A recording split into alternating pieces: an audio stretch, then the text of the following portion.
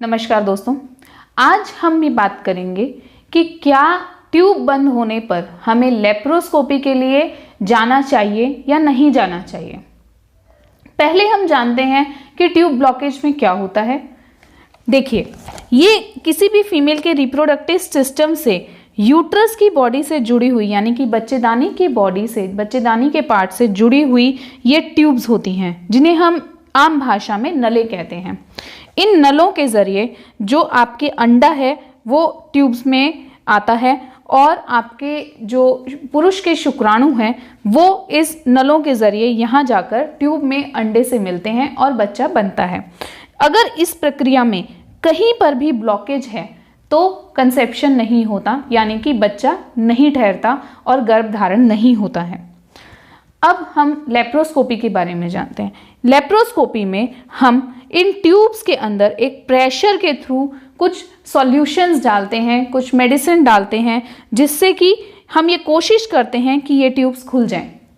बहुत केसेस में 5 से 10% केसेस में ये ट्यूब्स खुल भी जाती हैं, लेकिन जो उसका रूट कॉज है ट्यूब ब्लॉक होने का, चाहे जैसे कि वो इन्फेक्शन हो सकता है, टीबी हो सकता है, ट्यूब्स के अंदर स्वेलिंग हो सकता है, अंदर होने वाले एडहेशंस हो सकते हैं, यानी कि मांस की कुछ कुछ कतरे या कुछ गांठें हो सकती हैं, टीबी की वजह से ट्यूब्स की छोटी छोटी बडिंग्स हो सकती हैं। ये सब कारण फिर से उन ट्यूब्स को ब्लॉक कर सकते हैं।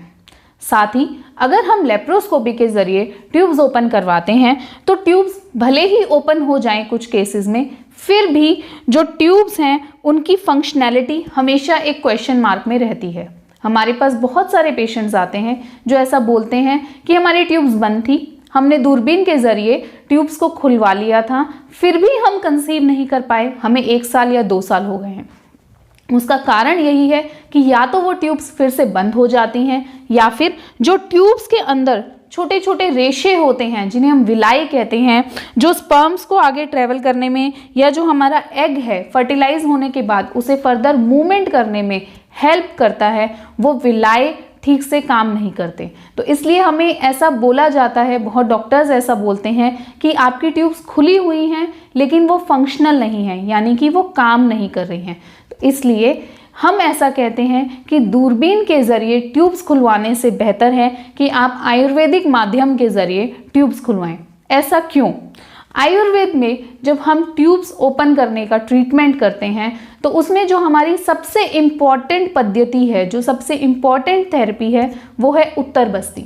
उत्तर बस्ती में हम आपकी बच्चेदानी में नीचे से सर्विक्स के जरिए मेडिसिन अंदर डालते हैं। जैसा आईयूआई जिन लोगों ने कराया होगा वो समझते होंगे, आईयूआई का एक कैनुला होता है, उस कैनुला के जरिए स्पर्म्स को अंदर यहाँ छोड़ा जाता है जो ट्यूब्स में ट्रेवल करते हैं। सेम तरीके के कैनुले से, जो कि बिल्कुल पेनलेस प्रोसीजर है, जिसमें कोई दर्द नहीं होता है, हम बच्चेदानी के अंदर यहाँ पर दवाई डालते हैं। उस कैनुला में 2 ओपनिंग होती हैं, उस ओपनिंग के जरिए जो मेडिसिन है वो दोनों साइड ट्यूब्स में जाती है।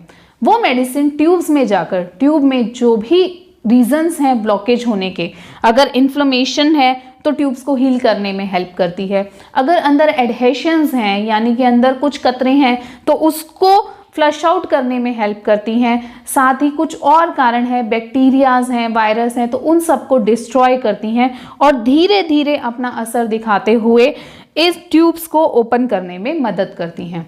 ये प्रक्रिया 1 महीने में 6 दिन की जाती है, यानी कि जो हम लेप्रोस्कोपी में 1 दिन प्रेशर से हम सॉल्यूशन डालकर ट्यूब ओपन करने की कोशिश करते हैं, उसके कंपैरेटिवली हम प्रॉपर आयुर्वेदिक मेडिसिन को ट्यूब में 1 महीने में 6 दिन बच्चेदानी के अंदर लगातार डालते हैं, जो कि बिना प्रेशर के डाला जाता है, कोई पेन नहीं होता है और वो अंदर के रीजंस को टोटली क्लियर करते हैं। समझने की कोशिश कीजिए, जो रेशे हैं उनके बीच में भी अगर कोई भी एडहेशन है तो उसको भी वो मेल्ट करके बॉडी से फ्लश आउट करते हैं, डिस्ट्रॉय करके बॉडी से फ्लश आउट करते हैं। तो इस वजह से जो ट्यूब्स के अंदर रेशे हैं, जो विलाए हैं, वो फिर से काम करने लगते हैं, उनमें फिर से जान आती है।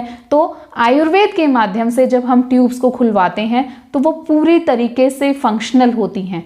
यही कारण है कि हमारे पेशेंट्स की जब हम ट्यूब्स ओपन करते हैं तो ट्यूब्स खुलने के 3 से 5 महीने के अंदर अंदर हमारे ऑलमोस्ट सभी पेशेंट्स कंसीव कर जाते हैं। 90% पेशेंट्स जिनके ट्यूब्स ओपन हुई हैं उन सब ने कंसीव किया है।